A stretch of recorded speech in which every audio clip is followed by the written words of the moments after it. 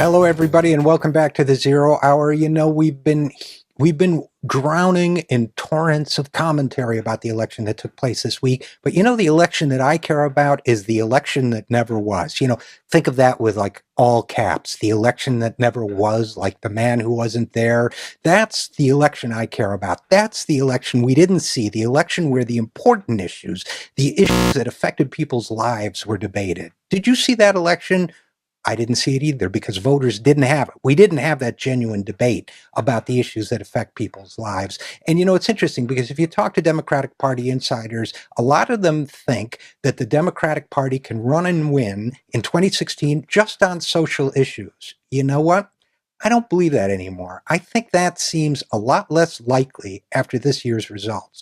Think about it. If voters can reject a personhood amendment, in other words, if voters can vote for choice and elect a far right anti choice Republican on the same ballot, I'm going to go out on a limb and say that social issues aren't going to be the cure all some Democrats are seeking. They've been trying to avoid it, a lot of them, but it's clearer than ever. If Democrats don't offer bold solutions to some fundamental economic issues, then the implications for their party and for the country are profound and they're pretty dire. Now, granted, this was never expected to be a great year for Democrats, but we all know the results were worse than expected, even if you're grading on a curve.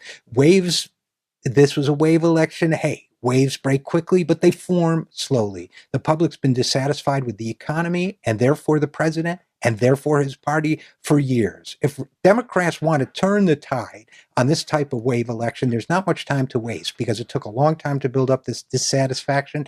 It's going to take a long time to get rid of it.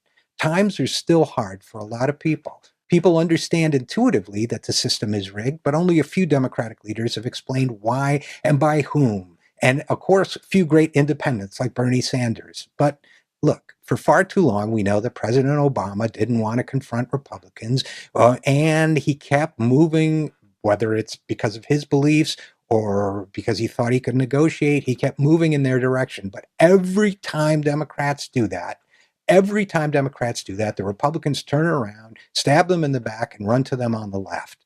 Look, it's about time that Democrats stop being so timid and non-confrontational the way they were in this election. They seemed unwilling to bring a fight against opponents who were punching them right and left. They seemed indecisive and apologetic, like agreeable ciphers rather than courageous leaders, even as their opponents assumed as empty postures of courage and decisiveness.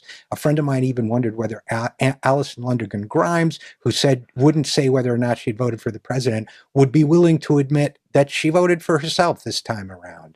Look, everybody keeps saying it's a paradox that these voters rejected Democratic candidates, but at the same time embraced Democratic proposals or proposals that used to be considered Democratic, like raising the minimum wage, legalizing marijuana, refusing to cut pensions for city workers, which they did in Phoenix, and protecting reproductive rights. People think it's a big paradox.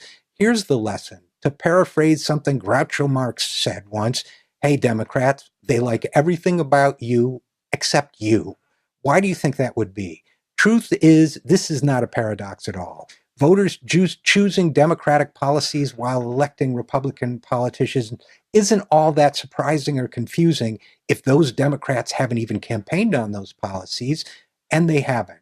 Look, the election that never was is the election that was needed. That's the election where we fought over the fact that the American majority has lost 75 years worth of wealth. That's the election that talked about how do we protect our retirement security. That's the election that talked about what's happening to wage inequality. How do we boost the minimum wage? How do we make sure that ordinary working people can advance in life? How do we make sure that our physical safety isn't threatened by the growing damage being caused by climate change? Do you realize, for example, that there is more than nearly $130 billion of New York City property now lies within a flood zone? We're not talking about that. We're not talking about the student debt that's destroying entire generations of American young people and mortgaging our future. We're not talking about the fact that the banks are still breaking the law.